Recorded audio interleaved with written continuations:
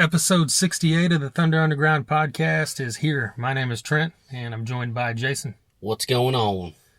Same old thing. Ready to bring you another episode full of greatness, I think. Yeah, I think there will be stuff that can be classified as greatness here. Yeah. That includes Meredith, the Addict Chick. Yes. We've got some great songs coming up. We're going to talk about a couple other things as well. Yes, let's do it. So, just get right into it. American Head Charge. Yeah. They were just in Oklahoma City a few days ago when we intended to make it, but stuff came up and we weren't able to. But this new album they've got, Tango Umbrella, is really, really good. Like, they're one of those bands that, slid under a lot of people's radar, even back when they first came out, I think. Yeah. They had a little bit of success, but, they came out during that period where all that kind of afternoon metal with the Slipknots and Mudvayne and, yes. To less success, Dust for Life or Stereo Mud, that kind of whole vein of metal. Yeah. But they were a little different, they had more to them because they had the industrial elements, electronic elements, and even some experimental stuff going on with guitar work and everything, Yeah, and they were always a little darker than some of the others, and that's kind of what piqued my interest. And I think they were touring with Slayer. I think they got an opening. I'm pretty sure. Yeah. So that's what got me. Their album was on American Recordings, and that's what kind of got me into them and stuff. So it's glad to have a new disc from them. Yeah, I don't know. I should have looked into this. What I kind of wondered was they only put out, this is only their third full-length album. Yeah. And that first one came out 15 years ago now. And they've had another one in 2005, and then this one. Yeah. I think there was an EP in there as well, but maybe they're, doing other stuff, but it's a 6-piece band, and the core of the band has been together the whole time. At least 4 of them. Yeah. And the vocals are, one of the things I love about them is the vocals are way more broad than a lot of those bands are. Yeah. When you compare it, like we said, Slipknot or Mudvayne or something, you know what you're going to hear when you push play on one of those bands. Oh, yeah, definitely. But with American Head Charge, he does a lot of different stuff, and this new one even more so. There's stuff that's reminiscent of Mike Patton, and if you can, get compared to him, you're heading the right direction. Yeah, you definitely are. You're not doing anything wrong, right? And this new record, it was kind of like they shed all that, and then just they had kind of a unique thing going. They did, they did some different stuff. They did some stuff that was open and airy, and then they just did some mean stuff.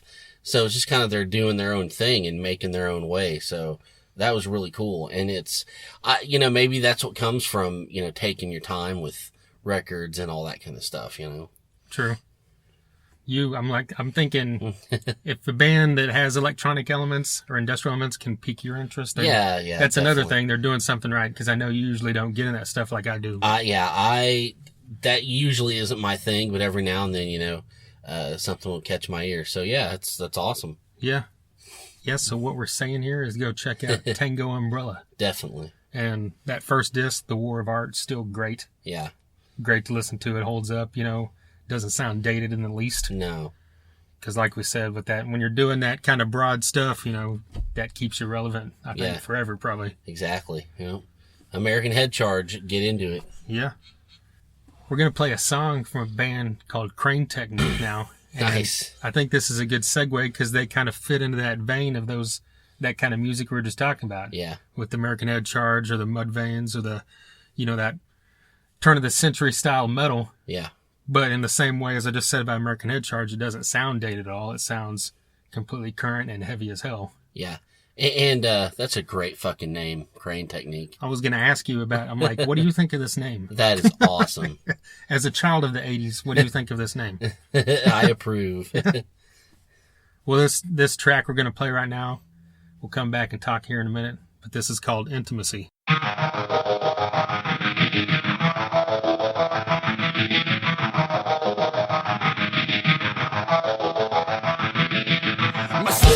Covered in things I forgot, and I know I'm not the only one. My sleeves covered in things I forgot, and I know I'm not the only one. I know I'm not the only one.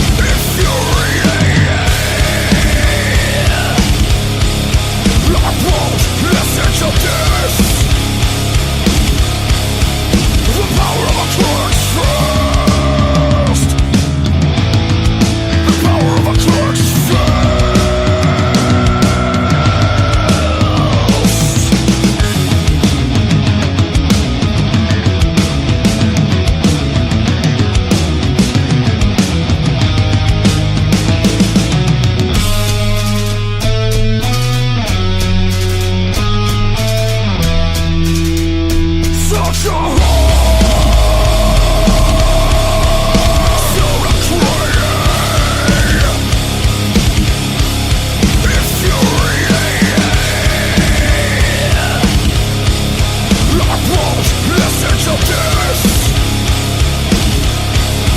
The power of a closed fist.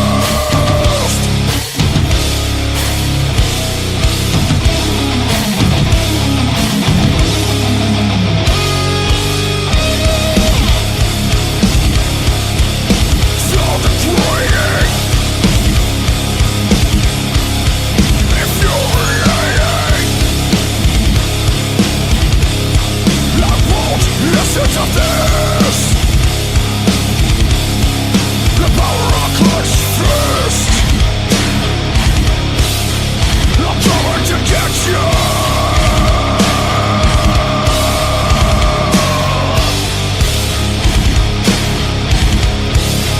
The power of a clenched fist. The power of a clenched fist. Intimacy from Crane Technique out of Joplin, Missouri.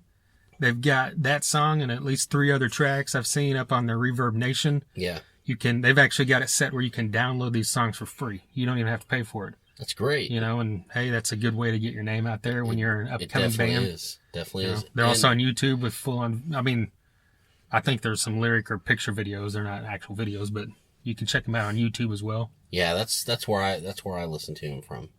Yeah. And like we said a minute ago, just heavy as hell. When that kicks in, that bass and drums, right when that riff kicks in, it's just that first instance of that riff, that bass is just like boom. Yeah, no kidding. But it's not overdone, and it's just, it fits where this thing is going perfectly. Yeah. And that riff is just constant throughout, and it's one of the riffs where you walk away later with the riff in your head instead of sometimes the chorus, Yeah. Yeah, well, it's rhythmic, it's heavy as hell, and, there's a hook, so, I'm looking for great things from these guys. And they're playing in the Tulsa area pretty soon.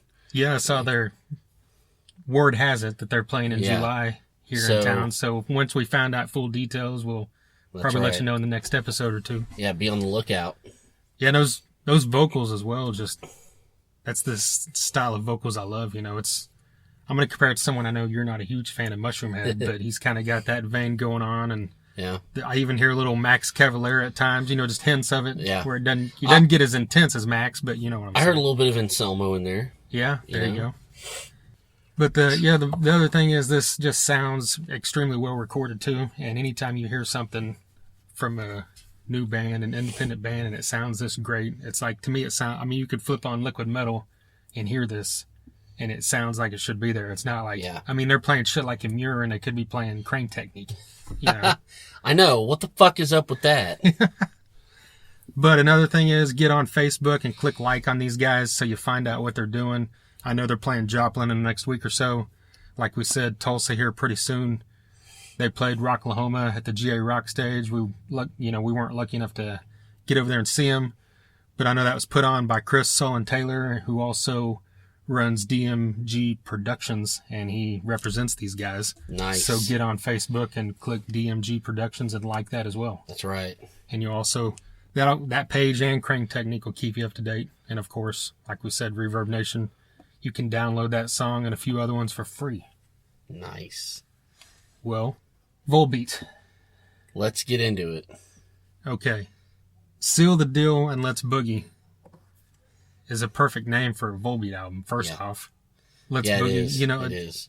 And I gotta say, the last album, Outlaw Gentlemen and Shady Ladies or whatever, I liked it. I've liked everything Volbeat ever did, but it didn't resonate with me like the first 4 albums did.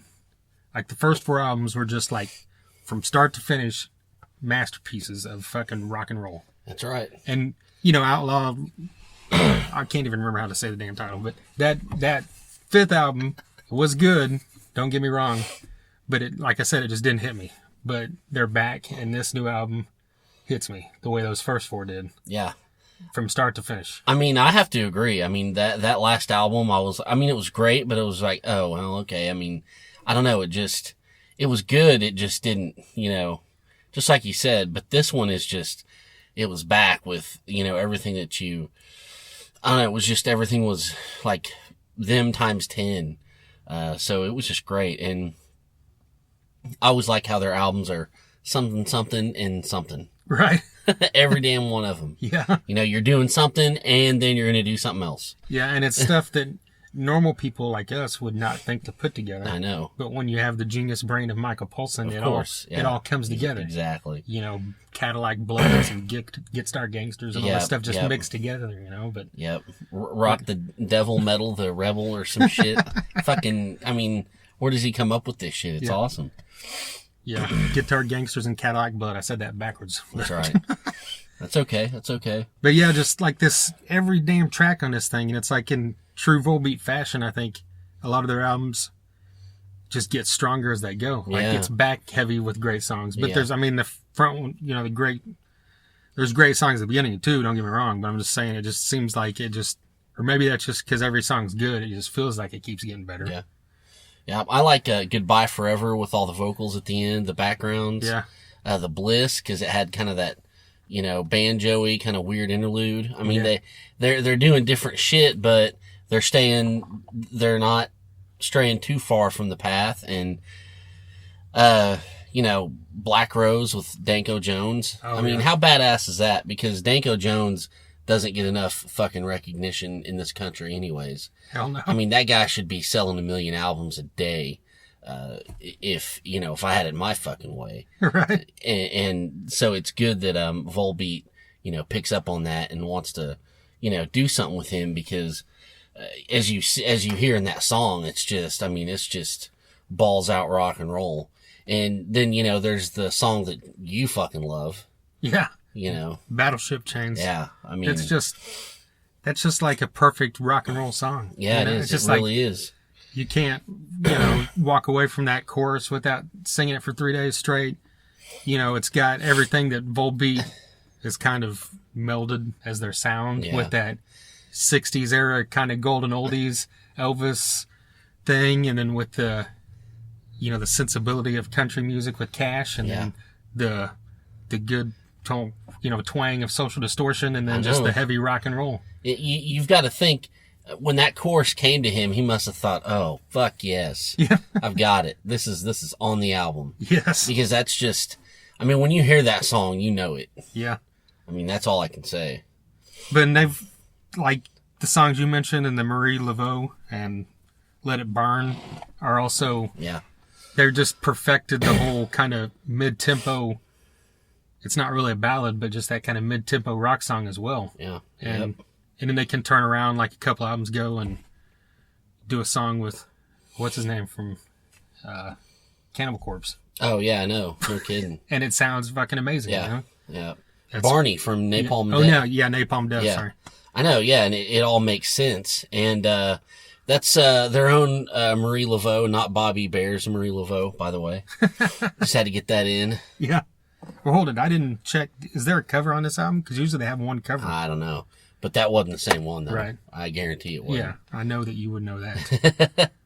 And it's probably named that because he's probably a Bobby Bear fan. Yeah, exactly. Well, I mean, even if I didn't like Bobby Bear, it was ingrained in my brain at a young age because my dad loved him. So I definitely know those are two different songs. Yeah. But yeah, Battleship Chains and Goodbye Forever, I think I told you those would be... Oh, yeah. Those are the kind of songs I can expect 20, 30 years from now to hear and think, you know, this is great rock and roll. You're going to be on your, like you said, you're going to be like 69 on your porch in your wheel, or your fucking rocking chair. Yeah. You know? Yeah. With your fucking peach knee-high crush or whatever the fuck, rocking out. Oh, yeah. And also, I need to say that I sent you the link on YouTube.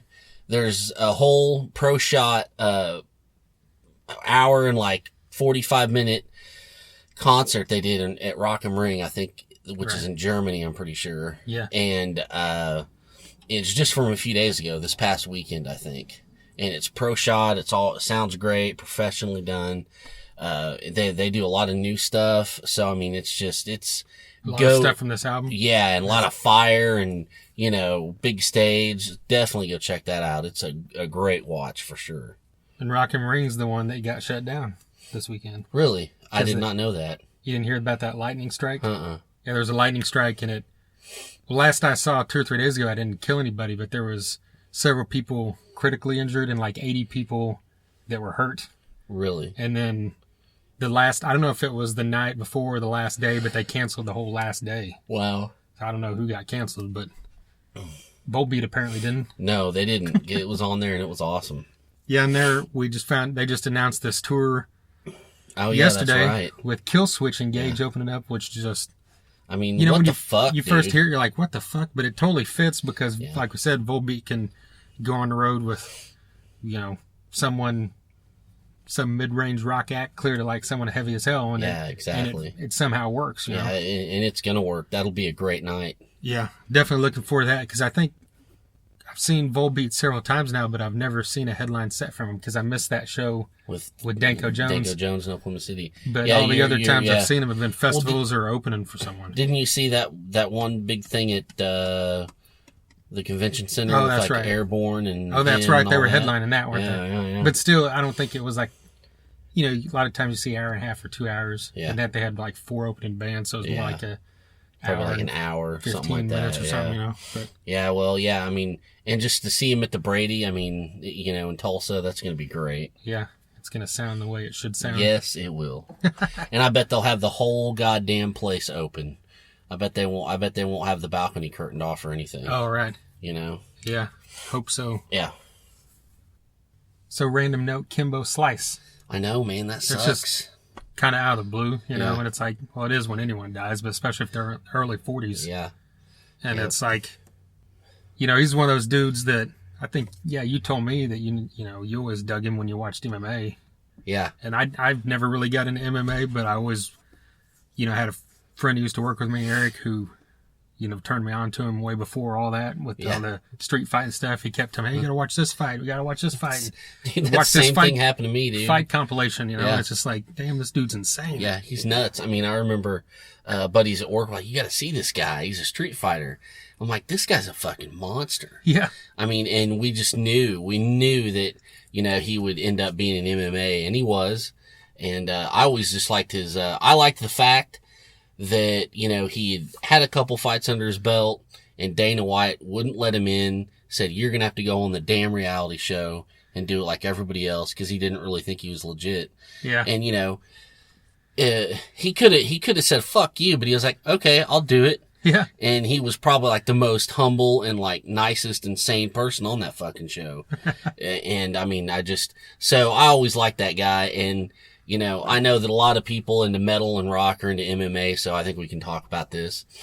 And, you know, so it's just a sad deal. Way too young, and we don't know what happened yet, but, yeah, that's, I think he would have gotten bigger and bigger as he went on.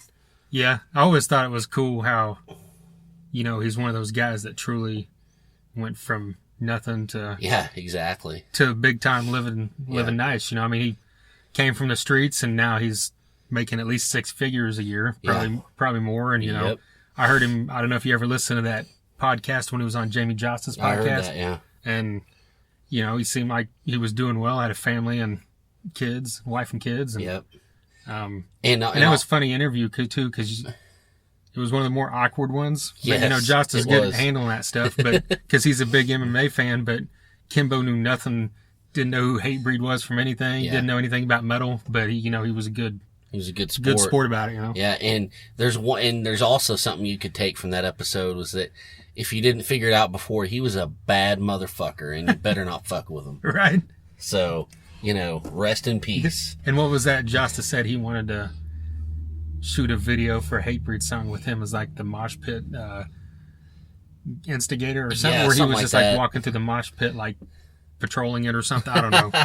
Mosh police. That's what it was. Yeah. Yes. On a happier note, Reliance Code has new music. That's right. And we played a track from these guys several months ago, and when they had 1 track out, well, now they've got 4 tracks out, and they've got an EP that you can hit them up on Facebook and buy the physical CD from them. I'll send it to you, or you can go straight to Amazon, or Reverb Nation and all that, and just click buy. Yeah, buy these. I think it's $5 for 4-track CD. Can't go wrong. Yeah, good deal. Yeah. Well, let's play one of these new songs right now. It's called Fight for Life.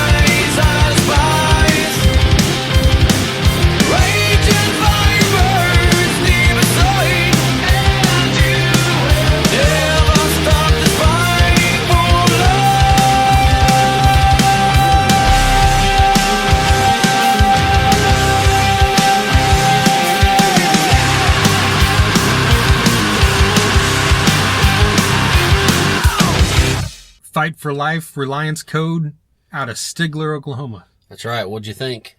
Oh, man, this is great. Yeah. It's just like that kicks out straight off with that, guitar, which is, not typical how a song opens, and it really sets the tone for a great song, Yeah. And I think we talked about this last time we played them, but they've got that heavy rock, radio friendly kind of heavy rock sound, but it's a little, it's a little more than that. It's kind of like, we talked about Seasons After.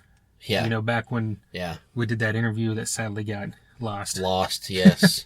And that's kind of the same thing. It fits that mold of your Octane style rock music. Yeah. But it's got more to it. There's more emotion. There's more depth than just, the generic stuff you hear on the radio or something. Yeah, I agree. I think, this time around it's a little bit more involved, a little bit more, just a little bit more amped up. I think that, I could see these guys sharing the stage with Deftones or Killswitch Engage or something.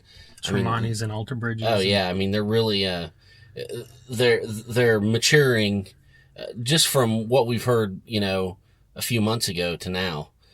So I mean they're on the right track and they're doing the right things. Kudos to these guys, and this is a great song. Yeah, and just like we said about Crane Technique, very well produced. Oh yeah, great sounding music. Crystal clear. Yeah, it doesn't sound like, you remember back when we were kids, when you would hear a local band or an independent band, and you're like, well, you could tell that's not. It was recorded in a bathroom right? or something. Yeah. With today's technology, these guys are able to hone in and make this sound like it should sound. That's and right. This is, this is ready as it is to hit the freaking airwaves and hit the big time. Yeah, definitely. Great vocals and great guitar work, and there's even some double bass in there. You don't hear that a lot in this style of hard That's rock, right. and it's great stuff. Yeah, we got to champion these guys, so, support them. Yeah, and it's just cool when you hear stuff out of a small town in Oklahoma. That's right. Well, like we said, Reliance Code, they're on Reverb Nation. They're on Facebook. Follow them, like them. And then, of course, buy their music. Of course. The most important. Yeah. Well, speaking of following and liking, get on Facebook and type in Addict Chick. Yes. Like that page. And then, of course, get on addictchick.com. Look at all this stuff. You can buy a book. You can buy T-shirts. You can buy autographed stuff. I actually saw you can buy her book on Amazon like you can any book. Yeah. But if you go straight to her website, it's like $1 more with shipping or something, and you get it autographed. Yeah, that's the best way to go, really. Yeah, you can't beat that, and I'm sure she probably gets a better cut than Amazon anyway. Yeah, so definitely hit up her website. Yeah, well, let's talk about this before we get into it. Yes, let's do that. The Addict Chick, Amanda Meredith.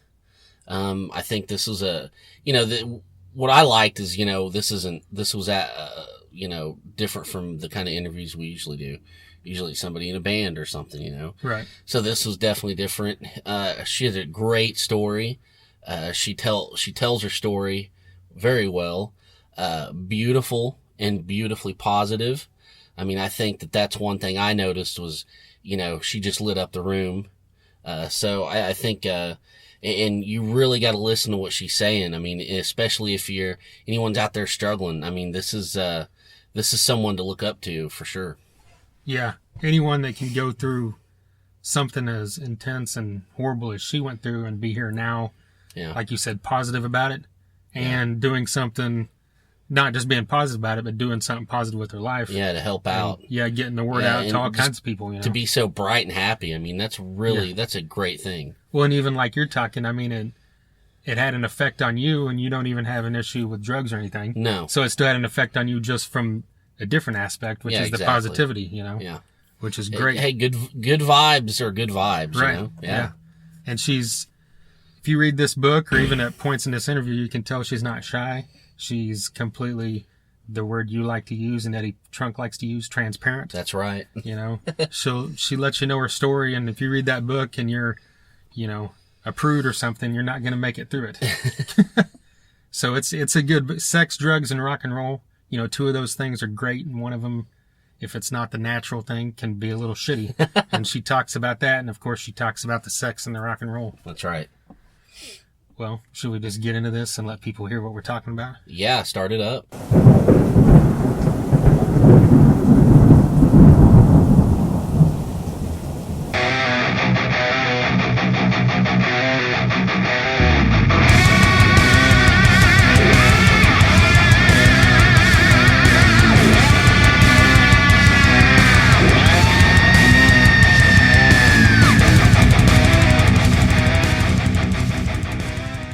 You know, by that third day, you're kind of... Yeah, this is my first festival, so yeah. Oh, really? It's been crazy. That was actually one of my questions, if you had ever went out and promoted your stuff at other festivals. Well, yeah, not on a festival, but I've been on tour with Saving Abel for the last 2 months. Oh, really? Yeah, so I've been at all their shows, and we've been across the country, and I did Saliva as well. So, yeah. This is my first festival.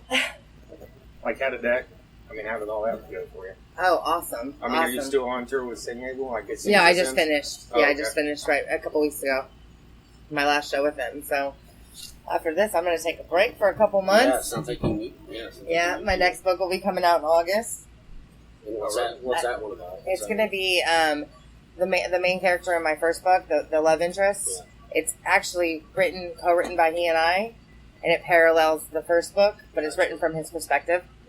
Yeah. Oh, wow. So he was in prison when I was in my addiction, so he writes about how it was for him, not knowing what happened to me when I was on drugs and he didn't know.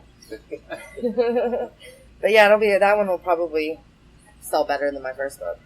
You think? Oh yes, girls like that shit. Oh yeah. The whole Plus, sex anyone thing. that's got this one, I'm sure will get that one. Yeah. That's a pretty cool concept to Thank you. do something. I mean, the parallel type of Right, thing. right, yeah, and the first book hit #1 on Amazon last week. So Oh, that's awesome. yeah, it's like I'm really blessed. I'm so blessed. Like when you were out, doing the shows with Saliva or Saving Abel. Yeah. I mean, obviously that's the crowd you're going for. Right. You're there and out here. I mean, did you meet a lot of people or get good response and stuff? Oh yes, tons of people, and recovery is such a big, especially with the heroin epidemic right now. People are dying, and it's a lot of people are getting into recovery and meeting so many people that are staying clean off dope. It's a big deal right now, so it's been awesome. Like I said, I'm blessed, and it's the book when I wrote it, it was the first day of my rehab. My counselor's like, you should be journaling, about your experience, and that's how it started. And I started releasing the book on Facebook, like as a blog, one chapter at a time. And at the end of it, I turned it into a book, got it published, and and because of the the content, rock shows, it was a unique way to promote the book. You know what I mean? Yeah. Was it hard to open up about all that? Or once you got going, it was like... You know what? At the end of the day, it was like, I would rather be hated for everything that's true than not what's not, because so many rumors, especially from a small town where I'm from, people thought I was a hooker. They thought all kinds of horrible things about me. I mean, the truth was pretty equally bad, but, at least the truth was out there. And you know what? It was healing for me. I was able to, forgive myself and move on from a lot of the things that I did in an active addiction.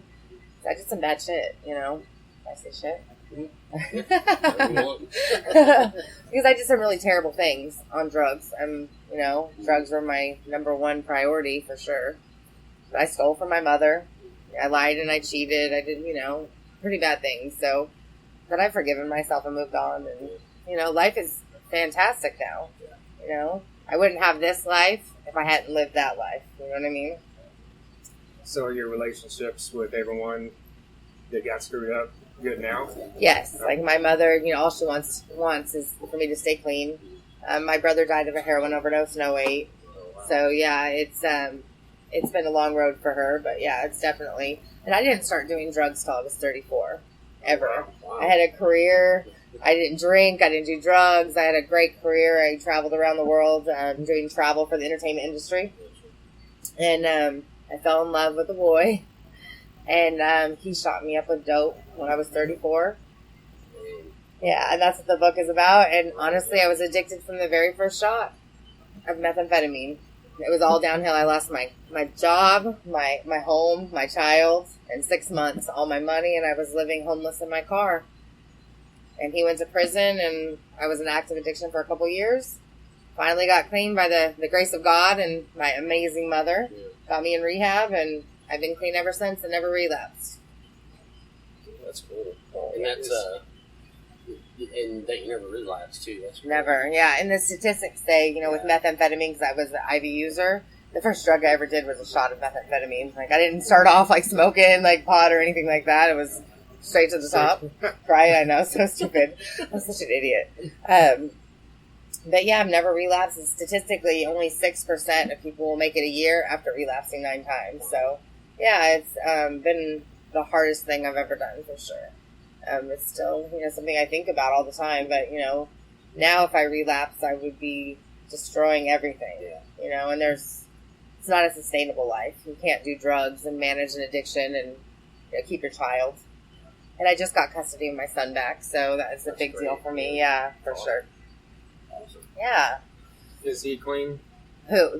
Cage? Cage? Yeah. He is out of prison and he is clean. Yeah, that's a big question. Everybody messages me like, what happened to Cage? Because that's the cliffhanger of the first book. He went to prison and I didn't get clean, and he cheated on me when we were on drugs. So I walked out of his life and never wrote him a letter. He didn't know if I was alive or dead for 2 years.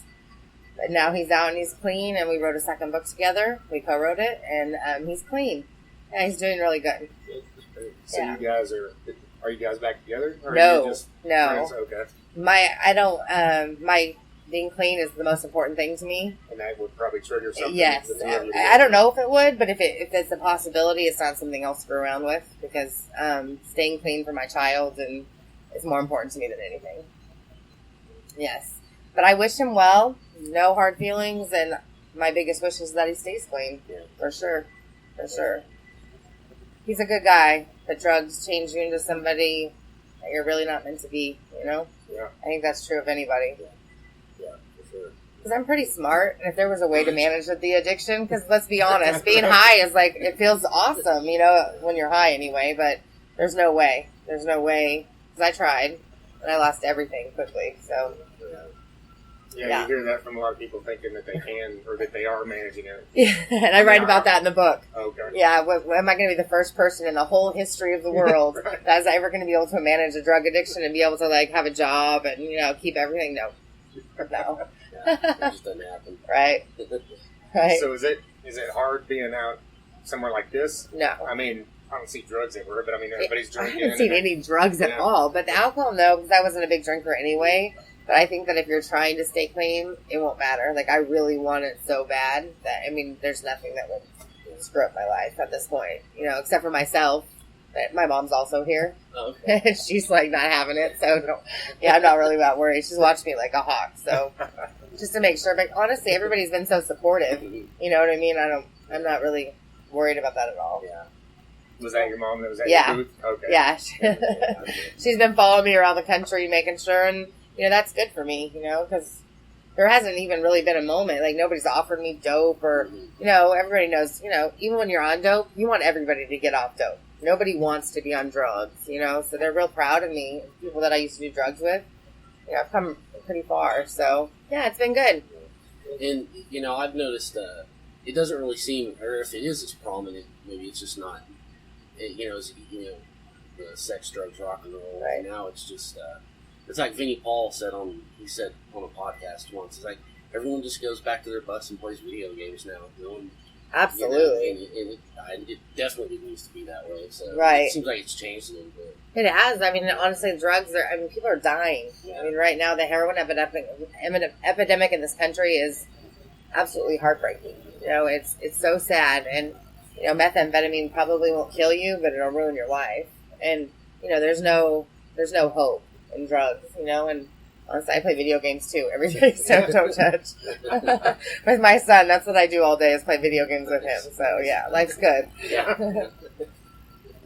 Well, you mentioned that they recommended you journal about this, and that's how you started writing. Had you ever thought before that about writing a book, or is it just... Never writing a book, but I'm an avid reader since I was little. I read so much, and I always thought I couldn't write a book with an original content, as much as I'd love to, but I've read so many books. But then, now I have this story that I hopefully will help people, that it doesn't matter who you are. Drug addiction can happen to anybody. I mean, I was successful. I was, I had everything. I had my own house. I had a child, and I was a good person. And one mistake, just one, and it ruined my life. And, the whole judgment with drugs and alcohol, but, like, really, who hasn't been drunk in your life? Yeah. You're lucky if you didn't become an alcoholic. Who hasn't tried a drug? A lot of people have. And if you didn't become an addict, you dodged a bullet, right? We all make mistakes. We all screw up. It doesn't make you a bad person, period. We all make mistakes. And that's kind of the story is that, anybody, it can happen to anybody. And, anybody can get clean because we do recover. People get clean. I did it. So if I can do it, anybody can, because I was the chick that was living in my car with my dog, banging methamphetamine and selling my soul to get high. So if I can get clean, anybody can get clean. You know what I mean? Yeah. Sorry. I was going to ask, how did you get published? Because you always hear that's extremely hard for a first time. Well, honestly, I had an agent, and they got a publisher. They were going to publish the book, and if I'm being honest, they were going to take 80% of the profits of the book. They wanted the movie rights. HBO wanted to option the book. And I decided, because the biggest thing, right, is marketing. So I started a Facebook page and built that up myself and decided just to publish it myself. Because, I didn't want to sell the rights. I didn't want to lose control of the story. I didn't want it to turn into something that it wasn't. And money is not as important to me as the story, making sure that it's, the right story. I don't want it to be spun into something else. And honestly, I didn't want anybody else to control what was going out. It's more important about carrying the message to me than making the money. So I published it myself and done it extremely well because Facebook, I'm able to market it to people that would, that are specific to addiction. So, it's worked out well for me. And now, I've got, HBO still wants to option it and for a TV show. And I'm not real sure which way I'm going to go at this point. Right now, we're talking to, agents and attorneys again and trying to negotiate, something so that I can retain creative control of the book. Because, like I said, it's more important to me that it doesn't get skewed into something that it's not. Yeah, and God knows what they could do to it. Exactly, because the book has a lot of sex in it. But that's the truth. On methamphetamine, you lose all your morals. So there was a lot of sex involved in the book, and I don't really... But that's not the primary, story. There was a lot of sexual abuse when I was younger, and that's in the book. And I just want to make sure that the message is carried that, it's not about just sex. I don't want to turn into something dirty. You know what I'm saying? But yeah, good. So you did decide to go with HBO. Would you be interested in writing for, the TV script? Yes, the movie script, like the screenplay part of it. Yeah, if that was an option at this point, yes, I would absolutely be interested. As long as I can retain some creative control, that's extremely important to me. And I think that's any artist anywhere, music or books or anything, that's extremely important to us at this point. I don't want anybody to screw up the message that I'm trying to deliver. That's my life. The book is about my life, so it's important that that story is what carries through. Well, you said earlier, you were a big reader and stuff. Who were your favorite authors? Stephen King, of course. That was, when I was 12 years old, I read The Stand for the first time. I'm a crazy person. Was it the full unabridged? Oh, unabridged. It's over 1,000 pages. Yeah, my girlfriend's got that. Oh, it's a great book. It's one of the best books ever. Lisa Gardner, Michael Connolly. I like those kinds of books. Stephanie Plum series, like those books. Vampire books. I love anything. I even read shampoo bottle labels. Like any written word, I'll read. Nice. I like it. I'm very much a nerd. I've always been a nerd.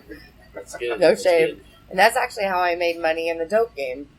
I wasn't a hooker. Everybody wanted to think I was, but I wasn't a hooker. Even though I probably wasn't the best businesswoman. Because I was fucking for free when I could have been like fucking and getting paid, but I wasn't. Don't judge. But like electronics, tweakers always love their, stolen laptops, phones, and shit like that. They would bring them to me and I would wipe them, and that's how I made money in the dope game. That was my hustle. Yeah.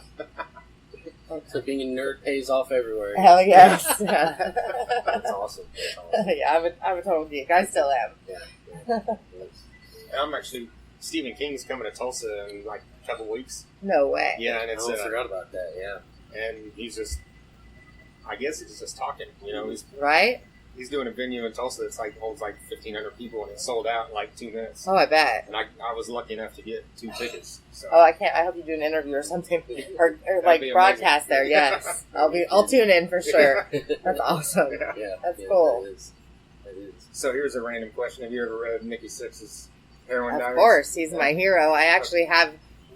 Tried to mail my book to him like 20 times at 20 different addresses, and they all came back because all the addresses online. And I brought it here, and they were over there, and I have a picture of the bus. And I was waiting for somebody to come out because I was going to throw the package over to them. Because I mean, his book is so raw and so real. I mean, it's, you know, because I've been an addict, so I know when I can call bullshit on somebody's stories. Because I've read some other addiction stories that were like, I don't really think that's how it goes down, honey, but whatever. You know, if you want to make it like sugarcoat it, go for it. But his shit was real honest and open, and like, you know, no matter what anybody might think about him, he told the truth. And that's exactly how I wanted to write my book. Yeah. You know, people love me or hate me or whatever, but I told the truth of what happened. You know, that was important to me. So yeah, I think he's awesome. Yeah, that's one of my favorite books I've ever read, and but that's cool you bring that up, because I've always wondered, I'm like, how is he writing stuff in this much detail if he's that screwed up? Right. And you know, so I always wondered if he embellished stuff or nope. If you think it's straight up. Honestly, real. He's probably one of those deep thinking artists that, you know, did really great work when he was high. You know, like that was when you're real and honest with yourself, and maybe you're so fucked up you're writing things really creatively. You know, it was such an impressive book to read, and I read it before I started my book in rehab. Like I started reading it while I was in rehab, and I was just like, this guy is like, this is amazing. And I'll be honest, his music, it wasn't anything that I really followed at all, you know, but now I'm a huge fan. But yeah, his book he's my hero. Like, honestly, So did that help you when you were in rehab? Yes. Reading, because it's honest, you know, and if he can get clean, and he's got the money to get high, he's got all the resources and the connections, and he's able to find a reason to get clean, then I can. Anybody can, you know, so. Well, that's an amazing story of, you know, everything he does now, you know, radio, 2 bands for a while, now 1, and just like multimedia. Right. You know. And he's great at carrying the message. Actually, he just posted something like a couple days ago that I reshared on my page about how, you know, being clean is what's up. You know, like I look forward to every day I wake up and I'm not worried about finding dope. I'm not, you know, like that's your whole day. Your whole life is, you know, consumed by getting high and getting, you know, money to get high. You know, and it's awesome. Like I woke up this morning and I'm like, I have an interview. I'm so excited and I can't wait to get out there. And it's just, you know, life is good. Yeah. You know, really impressed. Yeah, so. That's great. That's great. Cool. Well, very good. Just speaking of music, like, what were you into growing up? Because I assume you're into hard rock and metal now. Now I am, but growing up, I didn't listen to music. I know. Honestly, I read all the time. I was the family bookworm, and I talk about that in the book. But now, as an adult, I love, you know, POD is one of my favorites, of course. Seven Dust is awesome. Yeah. Actually, this festival, anything at the Retrospect stage has been fantastic. Yeah. And that's actually how I got here. Sam, who's the CEO of Retrospect Records, he was my friend on Facebook while I was on dope. And he was super supportive, and he's like, you need to get into rehab. And I finally got clean, and I got clean and wrote the book, and he's like, hey, if you stay clean, I will let you come out here and have a booth at Rocklahoma to promote your book. Yeah, that's why I'm here. It's all Retrospect. He's been amazing. Yeah. You know, supportive of my recovery and all that. So yeah, I'm really blessed. Yeah, we had him here Thursday.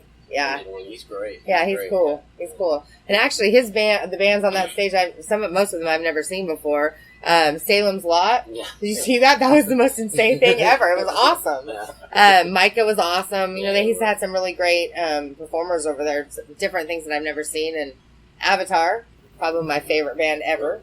Oh, their whole show. I mean, they're great performers. So, yeah, this whole experience has been fantastic. Cool. So you catch Beauty and 7S as well? Yep. Okay. Yeah. As much as I could, As much as I could. I've been, you know, trying to man the booth, of course, you know. It's a lot of work. Yeah. You know, Yeah, a lot of running back and forth.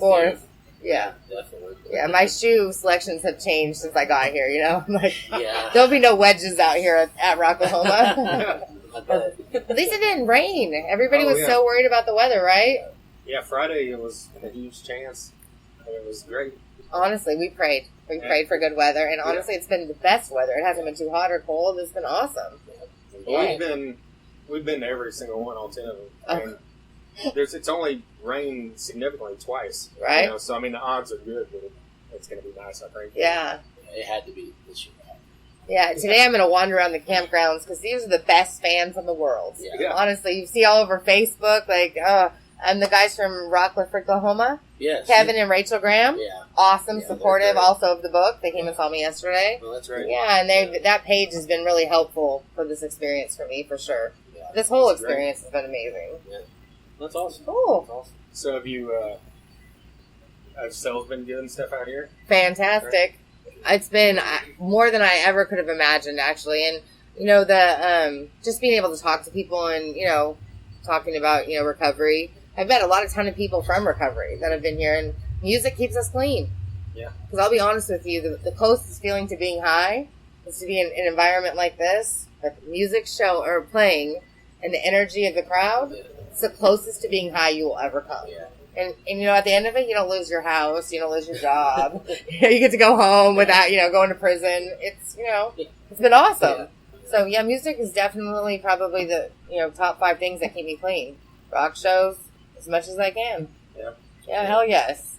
Keeps us young too. Right, I know, right? I think so. It's fun. The family, a rock family. Mm-hmm. You know, it's just like, there's no people in the world like it. You know, we're all friends. It doesn't matter. There's no drama. I love rock music. It's freaking awesome. Nothing ever goes on out here, you know, shady. Nothing drama. You're right. Yeah, you can leave all your stuff out. No one's going to do anything. Right? And that's, you know, when I was on drugs, everything I had was stolen. Like, even my panty collection has been stolen a couple of times. But out here, like, I left my cell phone on my table for like an hour, and I came back and it was right where I left it. I was like, God, being clean is awesome. Yeah. Right? Rock music is awesome.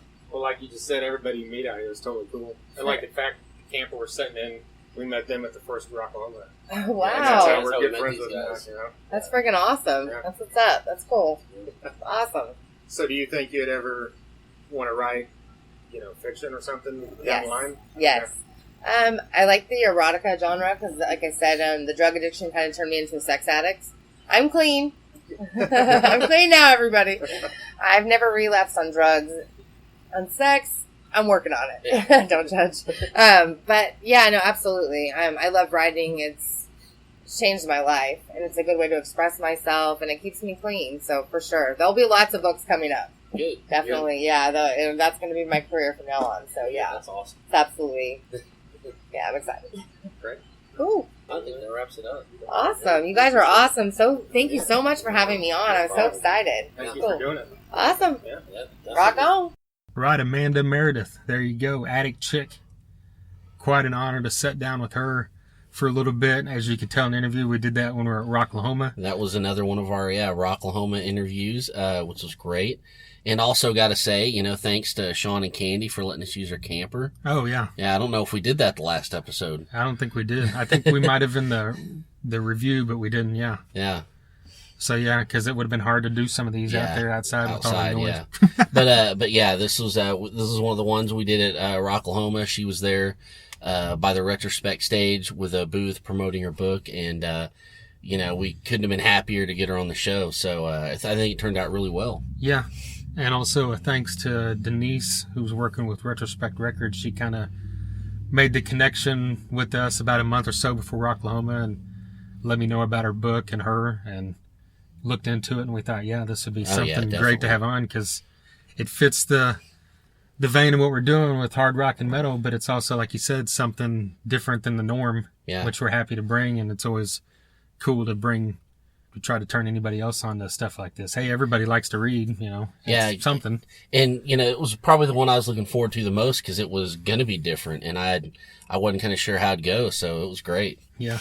Yeah, and the other thing was, like, I had the book there, and when we were doing the interview, you know, and talking to her, you know, there might have been a total of 30, 40 minutes through the whole thing, and then we come back and did something else, and I came back, and Maggie had already finished the book. She read it in like an hour and a half. That's insane. While we were out there. And she had Amanda sign it. Yeah. Which was my book, by the way. Well, I know. But Amanda told me she would send me a new one. There you go.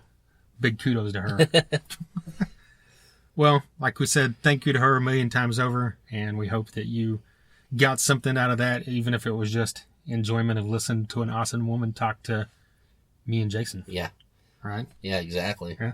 That didn't happen all the time. Right.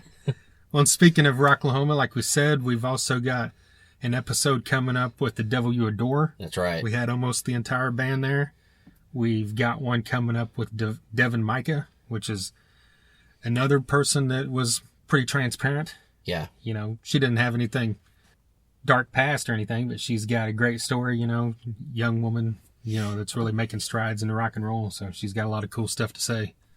And then, of course, we had Sam McCaslin from Retrospect Records, which is going to be a good one coming up here soon as well. That's right. And we've got, like we always say, we've got other stuff in the works that we don't want to jinx, so we'll just tell you when it happens. That's right. TheThunderUnderground.com. We've got 67 other episodes. Like we talked about Rocklahoma, we had a preview recently. We had one with 3D in Your Face from out there.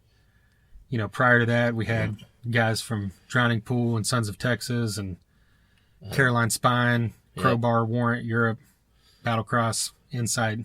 COC. We had Eddie Trunk. Hold on. Stop right there. Oh, yeah, we had Eddie Trunk. Yeah. That's big time, right? The Street's Gone Wild. We got him for like 10 minutes. But Anyways, I cut you off when you said ahead. COC because, hey, we got to throw a shout out to Reed Mullen. Yeah. Who was on our podcast about a month ago. And that was, as we talked on there, was a huge honor to us because we've been diehard fans of that band since we were teenagers. And he recently was hospitalized and is out of the band for the moment. Yeah. And, you know, while he's getting treatment and getting better. And, you know, so we just, of course, wish him luck and, what's the right word? Speedy recovery. That's right. Well wishes and all that stuff. And, you know, if you see COC's post about it, it was Mike Dean. It was a little straight in your face and straightforward, tough love kind of thing. But they're like brothers, you know, they're the two guys that started the band. Yeah. This is the stuff that happened 30 years ago. Yeah. So I imagine that if he gets his stuff taken care of, he'll be back. Oh yeah. And I mean, you know, like we said, just send good vibes. I mean, he was absolutely nothing but gracious to us. Yeah. You know, made us feel like, you know, he wanted to talk to us. Yeah. It's absolutely one of my favorite ones. We've done. Yeah. I mean, it was just a complete honor. So definitely wish him a speedy recovery. Yes. And where were we going with that? We were just rattling off names. Go look it up. As we always do. SoundCloud.com/Thunder-Underground. All those episodes are on there. They're also on the website. We've got a Facebook page, of course. Just type in Thunder Underground. You'll find us. We're on YouTube and Instagram at The Thunder Underground. We're on Periscope, Thunder Underground. Twitter, THNDRUNDR Ground. And that covers it. I think so. Yeah. I think we're out. We're out. All right. Well, until next time. Thunder Underground, y'all.